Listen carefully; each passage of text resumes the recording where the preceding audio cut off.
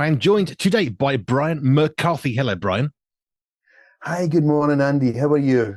I'm fine. Now, I need to point out that we have been brought together by Deborah Green of Redeeming Our Communities because Deborah said to you and to me, "Oh, you guys, I think you get on well. Let me introduce you." And let me just tell you, thank you, Deborah. And yes, we get on very well. Yeah, we do. Thank you, Deborah. Now let's just jump straight into how you got to know Deborah. I guess is because you used to lead the CPA. Let's just start there and we'll move on. But what was the CPA? What is the CPA, and what was your role within it? Okay, right. So CPA is the Christian Police Association.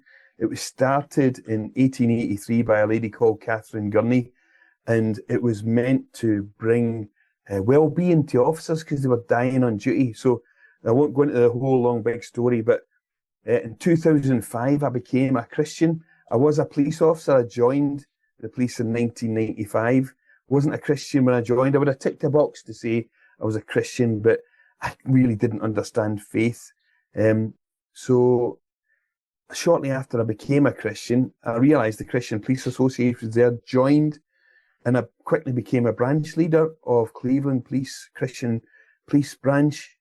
And Sir Matt Baggett was the president of CPA at the time. And he brought Deborah along as a guest speaker at the leaders' conference.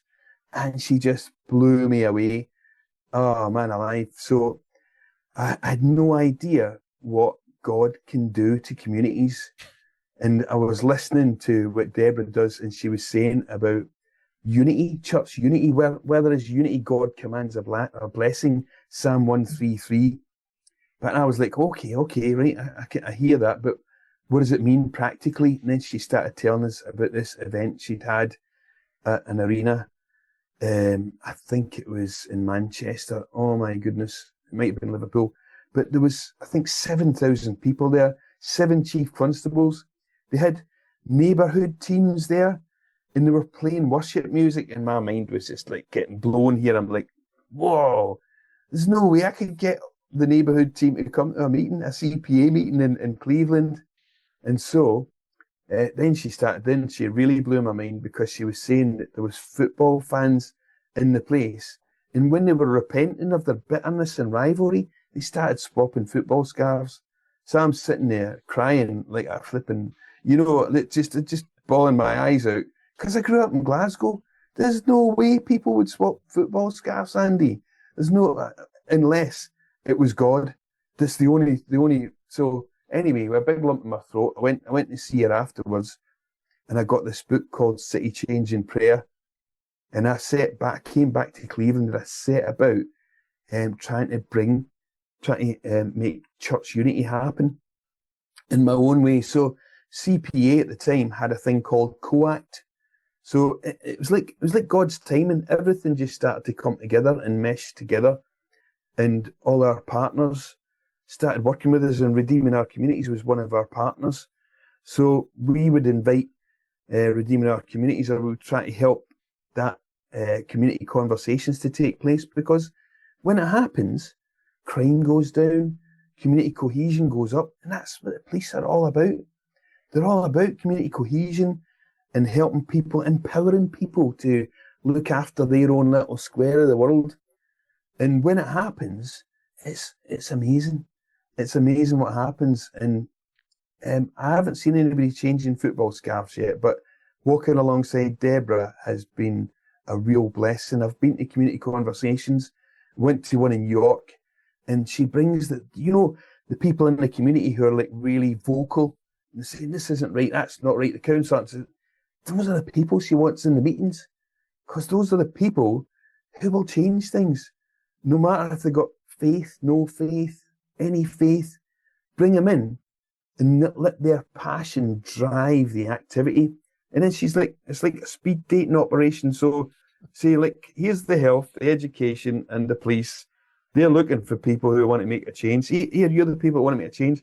And she links them up. And over the course of a year, basically helps people to grow. But anyway, so CPA branch leader, I tried and I ran out of steam. And God I felt God speaking to me that he wanted me to go and put salt in the River Tees. So I live on Tees side, right? And this sounds absolutely bonkers, I know it does. So I went to church and I was like, I think God's telling me to go and put salt in the River Tees. And there's this lady at church, Deborah Robson, and she's as crazy as me for Jesus, right? We just live out our faith. We know Jesus is real. We know he loves us and he loves the people around us and he wants change. So he knew I wanted unity and he gave me a way of working towards it, because in my own strength, we were holding meetings and there was me, Mike Quinnell, the regional coordinator for CPA, and my pastor, Jez. We'd put on sandwiches and stuff and the three of us would be eating the sandwiches. But when two or more are gathered in his name, Jesus is there. If anybody's listening and wondering, you only need two people. In fact, you only need your prayers and God can hear you and he will do things in response to it. So anyway, I was days off on this Thursday and we went up to 2015, we went up to High Force in Teesdale. It's where they filmed Robin Hood, that like the scene where he's swimming in a waterfall, the old one with Kevin Costner. So we went up there and we put some salt in the river. To be fair, we put a little bit of olive oil in it as well, and we lit some candles. And we were praying for church unity, that this salt would like pour down Tees Valley and bring this unity with it to the churches. So anyway, I got worn out, stopped doing the church unity stuff, and there was one Sunday, there's a pastor called Stephen Sutton, had been working on church unity, and I'd seen this advert that at Tees Valley Community Church there was going to be a meeting for church unity. At this point, I'm the Christian Police Association branch leader, and it was quite dry ground. We'd, like I say, have meetings and there'd be a few people would turn up. But we were doing our best, and we'd managed to have a CPA conference in Cleveland, which was brilliant. And we showed all the COAC stuff to people. They took it all back to where they were around the country. An amazing guy called Albert Dickin that was amazing. He would bring all these charity leads from all over the northeast to Tees Valley Community Church. And I mean, this was a unity happening right in front of me, and I wasn't seeing it right. But all these folk leading, and he'd run Dickens Emporium. It was a DIY place in the days before we had big superstores. And his business prowess, he was teaching people how to run charities. But he'd bring in folk like Andy Hawthorne from the Message Trust, John Kirkby from CAP. So we'd be speaking to all these big, George Verwer from the Mercy Ships. I met George Verwer, and just round the corner from where I live. So Albert Dickin was bringing all these amazing people. And so from there, I made all these network contacts. And then we went, prayed, put the salt in the river. There was a lady called Tracy Britton. She was a social worker at the time. She felt God tell her to give up her house in the posh part of Middlesbrough and move to Winniebanks, which was a council house in the estate. She did it. And we used to go and pray each week for Teesside and for Middlesbrough and for church unity. So anyway, cut long story short, it's a Sunday, we had my mother-in-law around for Sunday dinner, and I was like, there's a church unity thing on tonight, but I don't know if I've got the strength to go to it. And my wife's like, well, you can go if you want. I was like, okay, maybe I'll go just to see how it's going. So this is now 2019, 4 years after the Salt in the River. And as I'm driving there, I got out my car, and this Facebook notification popped up that said, 4 years ago today, you were putting salt in the River Tees. There's pictures of me and Deborah. And I was like, oh, wow. So I got out my car. I couldn't get near the church because the car park was full. In fact, all the curbs were full. There was cars all over the verges. Dumped my car and I'm walking towards the church and a big lump in my throat. I was like, oh, man, is this happening? Is this really happening? And I went in, there was 1,300 people, all from different churches and denominations, Andy, in the room. There was no seats left. There wasn't even any carpet left that you could stand on. And this is a big room. And so Deborah Robson, who I'd put the salt in the river with, was standing next to Tracy Britton, who I'd prayed for Teesside Church Unity with. And they went, come on, stand with us. And they put me, it's making me emotional. They put me in the middle. I couldn't sing, I couldn't speak. Just to see what I'd prayed for right in front of us, Andy. Just amazing. Just amazing, but it's amazing what God, doesn't it? When we obey him, and then the important part, when we obey him and then let him do his work, which could be 4 years, it could be 4 weeks, 4 hours, but we need to be obedient and then wait. I love that bit in Joshua, be strong and courageous, and it grows and grows, and you get on, be strong and very courageous. But I always think the courageous part is the waiting part. It's the falling off the cliff knowing it's not going to let you hit the bottom, when you're thinking, why have I just left something that's really good or done something crazy like pouring salt in a river? Like, what's that ever going to achieve? And yet, through that act of obedience and then waiting, which is the courageous part, you saw this amazing thing happen. Saw it right in front of me, and it gets better.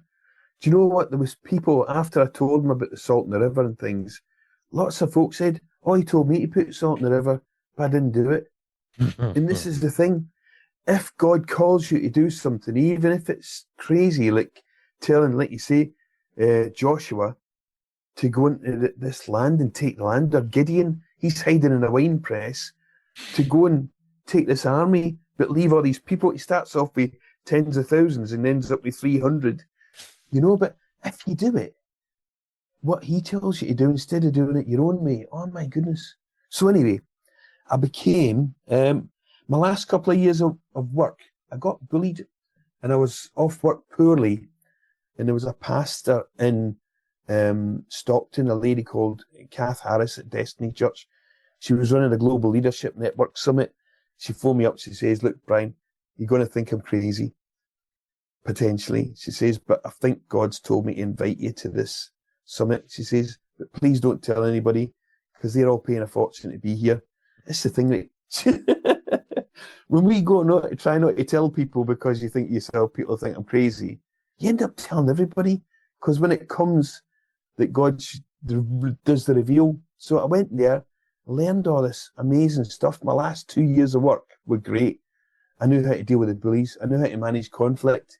I knew how to deal with rejection. And I just had a ball. The last 2 years of work were fantastic. And age 55, God gave me just enough at temporary inspector work to change my pension to being a full sergeant's pension, even though I finished 2 years early. So I got the pension I would have got had I stayed till I was age 57.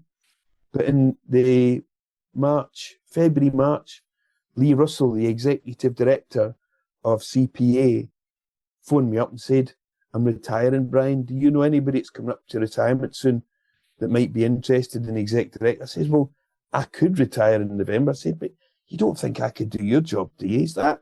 You'd be great at it. So I was like, flipping it. So I applied for it, and they said that even if other people had applied, I was the only person that applied. They put it out nationally. If anybody else had applied, we'd still have given me the job. You knocked us away, blew us away in the interview. So I was like, oh my goodness. So then my last 6 months at the job were amazing, because I knew I had a great job to go to as well. And I could retire early. So retired early and then stepped into being executive director of CPA. And do you know what? For 2.5 years, I had a ball. I was producing a national magazine. I was linking in with all these great Christian bodies like yourself, like Deborah Green, like Sue Sinclair, Community Watchman Ministries, like Graham Seed from Sown Seed Ministries. All these amazing people. I got them to come and speak at our conferences, and I went to their conferences, and just, Andy, it was such a blessing from God. But then in the December 2023, I'd been doing it for 2 years. I was driving over to Preston for a Christmas Carol concert, and God spoke to me really clearly. I'd been praying in tongues all the way across, just seeking God's, because I was in the car on my own, so I thought, I'll just seek God's face. And he said to me, I want you to resign from CPA. I was like, is that you, Lord? And I know it was him because he said, I want you to resign forthwith. And I didn't know what forthwith meant. I had to Google it. So I Googled forthwith, and it meant that, because I was trying to find out how much leeway I had. And it meant immediately. So I prayed. I was like, look, Lord, I went to the carol concert, didn't tell anybody. On the way home, I was praying in tongues all the way back again. He says, look, Brian, I need you to open your hands and let go of CPA so I can give you something bigger. And then, so I got home and he told me, I want you to tell your wife. I was like, man, there's like an 8 o'clock prayer meeting in the morning. I want to be there. But it's just like, I drove back from Preston, so it's like 11 o'clock, half 11 at night. I thought, if I tell Kath, it's not going to be an early night. So he's like, I want you to tell her. So I was like, oh, man. Told her, and she's like, why do you want to leave CPA? I said, I don't want to leave CPA. God's told me to leave CPA. And so, about 3 in the morning, I got to bed, set my alarm, with a very tearful wife that just didn't have a clue what was going on. And I went to the prayer meeting in the morning with the church leaders. The church unity is really good here. And I spoke to Kath Harris from Destiny Church, and I spoke to Phil Cartmel. Didn't tell him what was going on, but I said, could you give me some prophecy, some prophetic prayer? And Phil Cartmel said to me, God's given you new shoes to run. I was like, okay. Right. And I said to Kath, I said, could I come and speak to you in private, please? And I went along on the Friday. I prayed to God. I was like, look, I know you said forthwith. Can I just check this out? Well, I was laying out fleeces, a bit like Gideon, just to make sure it was God speaking to me and not my imagination. And not, it's good to check these things, isn't it? And Kath and Jonathan sat and listened to me on the Friday, and they're like, yeah, Brian, this is God. So I went and contacted the trustees, put in my resignation. But I loved CPA. I love CPA still. And Deborah Akinlawan, I recruited her. But I already knew, because God showed me on my first day as a CPA exec director, that she was going to be coming after me. And she again, wasn't the strongest, on paper, not the strongest candidate of the 5 people that applied, but she absolutely blew us away, blew the trustees away in the interview. I wasn't allowed to interview because obviously it's a conflict of interests. But the trustees interviewed her and interviewed 3 people, and she blew us away. She's amazing. And she's able to do things that I couldn't do. And she's the first woman to lead CPA since Catherine Gurney started it in 1883. And she's a woman of colour as well, a black woman of Nigerian descent. But she was the branch leader. She's fantastic, isn't she? Yeah. I'll absolutely love her. And she's really brought a new dimension to CPA. I love it. I love what's happening. But if the listeners get a chance, look up CPA, because they appear to be the best kept 140-year-old secret in the country. People always say, there's a Christian Police Association. Really? And yeah, there is. And they're supporting like 4,000 members across the country. There's branches in every one of the forces, every one of the police services across the country. They don't like saying force anymore. Police service, which is fair enough, isn't it? Because we are public servants. I loved being in the police as well. Do you know, my mum had alcohol problems when I was a kid, Andy, just to give the people a bit of background how I ended up in the police, because a lot of people struggle to trust the police. There's been some landmark things that have really damaged trust, and I get that. But 99.9% of my colleagues went in there, joined to make a difference, and are making a difference. There's people who should never have put on a uniform, have managed to get through the processes and have caused havoc. But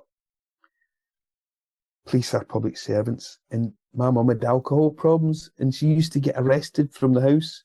She would assault my dad and attack my dad which is a bit unusual for domestic violence to be that way around, but it does happen. And they'd come and arrest her. They didn't always want to arrest her because she loved singing, and she'd sing all night in the cells, so the police would try and avoid arresting her if they could, but they would take her in. And but they brought peace to our house, and I wanted to do that for other people. That's why I became a police officer, and I think I managed to do that for the most part, because I loved conflict management. And can I tell you the story? Go for it. Right.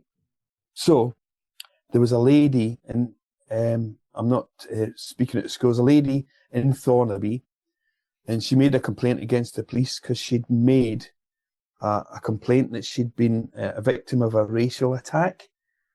Kids had rounded on her and threw snowballs at her. She had a little 3-year-old son with her. And it was, they let all the white people go past, all the local people, they went past, and she was an asylum seeker and they attacked her with snowballs. It was a racist incident, absolutely, and it was an assault. And the police who came to deal with it, she'd recorded them because she was trying to tell them, and they just weren't getting it. They weren't getting it at all. Like, but we have snow in this country. She's like, I haven't just arrived, you know, I've been here for 3 years. I know people have snowball fights. These people attack me and they're like, she says, okay if I record you. And they were dead polite and everything, but it's like they needed an interpreter. They were not understanding what she was saying. So they said on the radio, this is not a racist incident. Obviously, they got back to the Nick, and the Nick, that's what we call it, the police station, right? And 45 minutes later, you saw on the message in the control room that it changed to a racist incident. I suspect the sergeant probably looked at it and said, what are you doing? Of course it's a racist incident. Get it recorded, because if any person thinks it's a racist incident, then it's a racist incident. That's what the rules were in those days. But so I went to deal with her complaint against police. And what I did was the stuff I'd learned at Kath's global leadership thing was active listening. There's a guy called Chris Voss from, he's an FBI hostage negotiator, and he talks all about active listening and empathy. I love it. I love it. So I listened to this lady for 45 minutes, didn't interrupt her, so I could actually hear what her problem was. And then once I heard her problem, I said to her, look, I said, do you know? I said, the only right that you don't have that I have is the right to work. I said, everything else, you've got all the same rights as me, even I'm a sergeant in the police. And she's like, really? I was like, yeah. I said, these kids have got no right to bother you. And a little lad, the little lad couldn't go in the garden. He had a trampoline, but people would throw stuff over the fence and shout insults. So I also said to her, do you know what the police did after they visited you? She said, no. So they'd done a pretty poor job in the first place because they didn't understand her. The second bit, they'd done a poor job because they never told her all the great work they did after they left. They checked CCTV, they went to the schools, they did house to house. So I fired up my laptop and I showed her the investigation on my laptop, and she's like, she was absolutely floored with the good work they'd done, and they never told her about it. Why would you do that? Why would you miss the opportunity to actually show people how good you are? So anyway, after that, she Sky News heard about it, and they invited her in for an interview to say how terrible the police are, right? So saying to her, right, you had this racist incident. Yeah, I did. They told them all about the kids, and just she was on Sky News. And they said, but what did the police do about it? She says, oh, the boss came round to my house. Brian McCarthy, he opened my mind. It was amazing. So just by listening to her, just aiming to find out what's causing that person pain, it's so important. But so anyway, they kept trying to change the thing around to how bad the police are, but she kept saying, oh, well, no, I'm an advocate now. So because I understand it, I tell other asylum seekers about it. So she'd become, from being a complainant to becoming somebody who actually represents the police, advocates for the police. And so what she did at home, the kids were coming to play in the northeast. They call it Nicky Knocky Nido, right? They knock on the door and run away, or they press your bell. And so she's laying her upstairs and she was looking at the window, saw these kids coming to the door, and she opened the door and she said, right, I know your mum, I know your mum. And they're like, oh, please don't tell our mums. So after that, peace. In fact, she went on to become a teaching assistant at the school when she got the opportunity. And the same kids who used to be a pain in the neck were now calling her miss. So her life changed completely, but she knew she had the right. She didn't have to put up with all this rubbish. But so I love it. I used to do other same things. So bringing peace to people is really important to me. And one of the things that God said to me early doors in my Christian walk, I used to pray in front of my kitchen window, get down on my knees and I'd pray. And I was praying in tongues one morning and God said to me, set the captives free. He said it twice. So I think is also, sorry. So he told me to set the captives free, which I think I do in terms of helping people to understand the truth. But the real truth is Jesus. He is the way, the truth, and the life. People become captives in their mind. They believe lies about themselves. They believe limiting beliefs.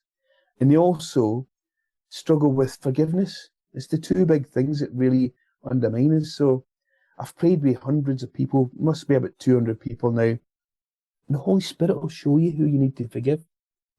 It's amazing.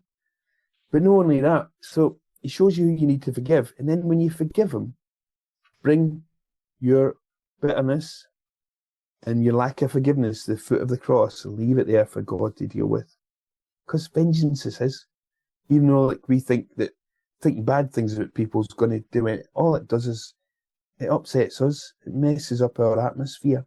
Doesn't it just? So, it's a nightmare. So just let it go and pray blessings on him. Jesus said in the Sermon on the Mount, the Beatitudes, eye for an eye tooth. I say, love your enemies. Bless them. So pray blessings into their hearts. It's amazing. I've got other stories where people have actually handed themselves into the police and all sorts, Andy. We haven't got time here, right? But forgiveness is so powerful and it lets God have access to his full palette. Because imagine the person who's hurt you, imagine if they actually came to full faith, if they really knew who they were in Jesus, if they really knew what Jesus requires of them to love their neighbour as themselves and love God, they would change. I've seen people change. Case in point, Graham Seed, Sowing Seeds Ministries. First time I met him, he took my baton off me in a chip shop. And that was quite scary. But I ended up sending him to prison. But then he became saved. I was not even praying for him then because I wasn't a Christian. But he told me about Jesus. He said Jesus had come and saved him in a coma, brought him back to life, off life support. I just couldn't understand it. But 10 years later, I had a supernatural experience. I went to church and Graham was there.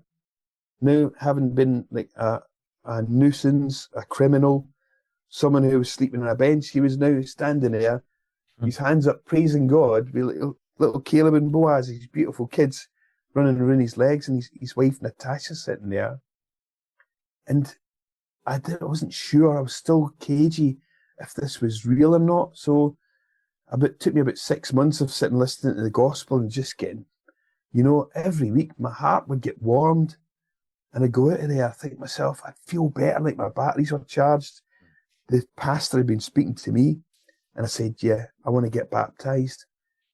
And guess who was doing the baptisms? Graham Seed.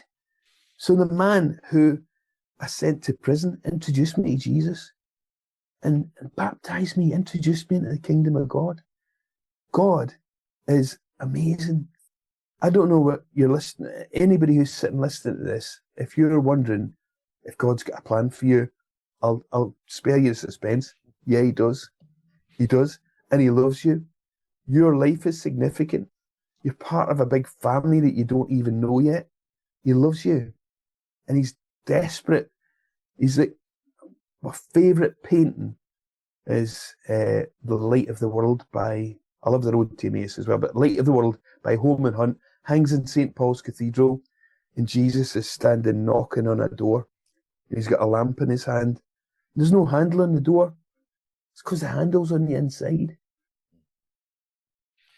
You've got to open it. Go on, Andy. You do. I'm just trying to move us on. So that's you and the CPA and the police as well. I love how God has taken some of who you are and used that. You're not police officer anymore. You're not in the CPA anymore. So what are you doing now? Okay, so great. Thank you so much. Great question. So keep me back on track. So the next year, December, I'm driving over to this carol concert again in Preston, praying and thinking to myself, maybe God will tell me what's going to happen. Because when I finished with the CPA, Festival Teesside happened. So I was allowed to be involved in a massive church unity movement called Transforming Teesside Together. Remember Salt in the River, praying for unity? I got to coordinate hundreds of volunteers over a weekend where 1,700 people made decisions for Christ. Wow. We threw the church in Teesside through a massive party in Stewart's Park in Middlesbrough. The church all put in money together. We paid £300,000 to have the Palau Association come and basically have top Christian artists playing music. There was Christian BMX. There was folk doing there was stunts on trapeze. There was things for the kids, bouncy castles, face painting. We just threw this massive party. 1,700 people made decisions for Christ. Over the course of a week, 2,000 people gave decisions for Christ. And following that, there was 50 alpha courses running at the same time. So praise God. Oh man, he's absolutely answered prayers here.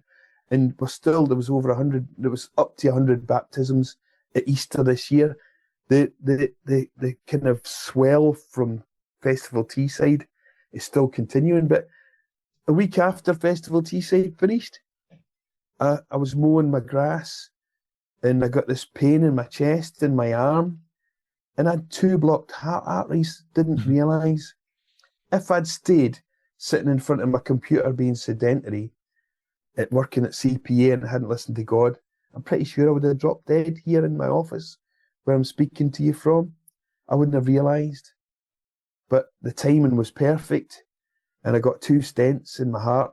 One artery was 99% blocked. They weren't even sure they could stent it without opening my chest up and doing bypass surgery. But it gave me my life back. So from July 27th up until Christmas was my recovery. And even though I was no longer the CPA guy, I wanted to go to the CPA conference and Christmas Carol conference in Preston. Because I love the guys over there, and I love Preston as well. I love visiting Lancashire. I don't know why. I just love it. But praying in tongues all the way across, with my wife this time in the car, probably making sure that I wasn't getting told to do anything else. God spoke to me and he said, I want you to start a channel called Get Wisdom, based on Proverbs 4. Get wisdom, get understanding, do not turn away from my words. And so at this time, Kath was talking to me and God speaking to me. So I was trying to answer Kath and not be rude, but listen to God at the same time. And it's just as we were dropping into this little town called Osbaldiston, he spoke to me really clearly. So I started looking into I had a YouTube channel where I've put a song that I wrote years ago, and some music videos of songs I wrote years ago. So I had little bits and bobs on there, but I hadn't ever done it on purpose, kind of. So I looked into it. So I formed my own business, and I've called it Turn2Wisdom, TURN, 2 Wisdom, all one word. And so Graham Seed is really, really busy, okay? And trying to get into his calendar to see him is very difficult. Anyway, just after Christmas, he'd heard about me going to Preston and being told to start this channel. And he's like, right, let's do some filming. So he came round and I had him 2 weeks in a row. He came round to me film, just sitting in these chairs behind me here. And these microphones, he bought them to make videos himself, gave me them for the channel. And so did 2 interviews with him. I did an interview with an amazing guy from America, my friend Paul Brian Kim, who baptized people in the desert. Guy got raised to life when he prayed for him. I've been over to Manchester, interviewed Deborah Green, OBE from Redeeming Our Communities, who said, you should meet Andy, you'll love him. And I do. I love you, Andy. You're great. I love what you're doing. And then interviewed a lady called Sue Sinclair from Community Watchman Ministries in Liverpool last Saturday. And that's the best performing podcast yet. So I didn't send links to anybody. I didn't do any kind of marketing. And there's been 160 views of the video. So it's outstripped every podcast I've done so far. So I've got 54 subscribers. I've got one video that's got 160 views. But you know what? Like putting the salt in the river, God's told me to start a channel. I've started a channel. It's up to him to do whatever he's going to do with it. But when I visited Deborah, we were praying and she said prophetically that she saw that the channel at the moment was an embryo. And when we were praying, I saw this big hand in my mind's eye, and it had a pink 5-leaf flower in the hand, and he went, and it landed in the UK, this little flower. And then he went, and some more flowers started landing in Europe and stuff. Then he went, and a bigger load started going all over the world and into Africa and all around the top of Europe and into America. And then it just went, and all these pink flowers just filled the atmosphere all around the world. And I looked, and I think I can't remember what prophet it is that wrote it, but he said, the world and its fullness thereof will be filled with the awareness of the glory of God. So I think you, with Pure 24/7 Radio and me, and people like Deborah Green, and Graham Seed, and Paul Brian Kim, and Sue Sinclair, I think we are all like these pink flowers. The breath of God is the Holy Spirit. Ruach, that's what it is. And so by his breath, the world is becoming filled with the awareness of his glory. We're in a time now where there's things happening in the UK and further afield. They're calling it the quiet revival because the young people between 18 and 30 are coming to know God. They're hungry to know about God. And you know what? It's the best thing I ever did. And it all started with an attitude of gratitude.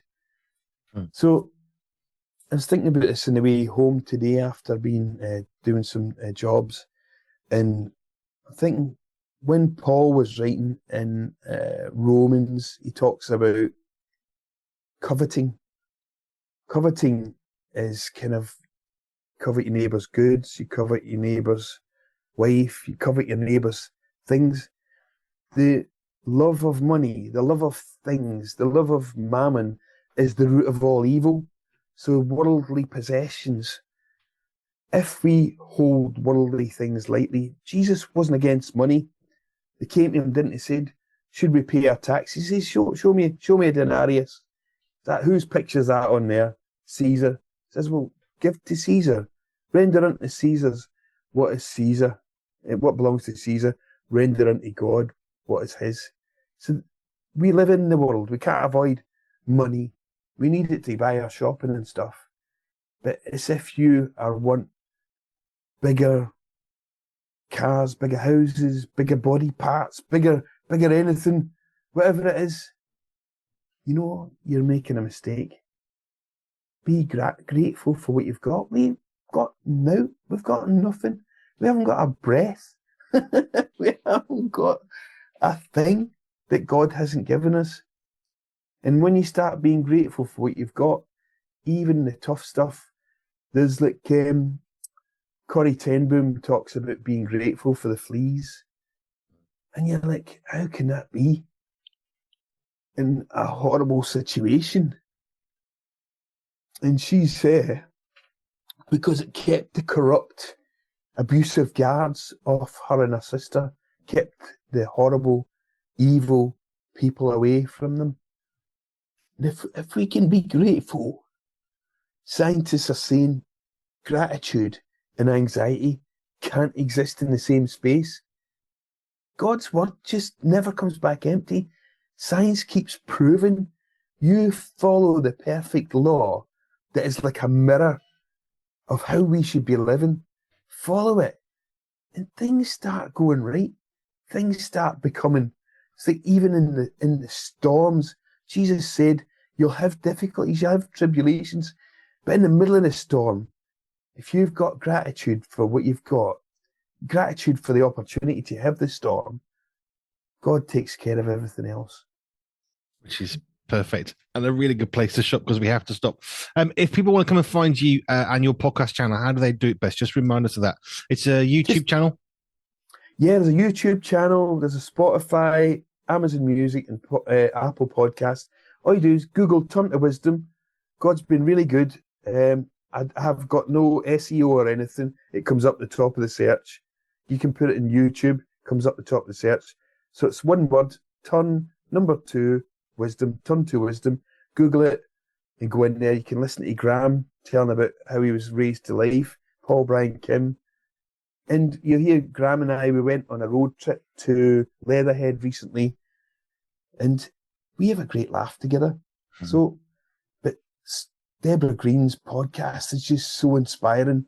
Sue Sinclair's podcast is just so inspiring and challenging. Do it, listen to it. Ask God to bring unity in your area and show you what you can do for your little square of the world to be your part of the jigsaw. Activate your life, become who you were born to be, and just love it. Go for it. Brian, thanks, Andy. Thank you. We're going to have to wrap it up for time. Really appreciate it. Just hearing some of your story, and it's beautiful. Yeah, go on YouTube, Turn2Wisdom. Go and check out the podcast. Brian, thank you. Thank you.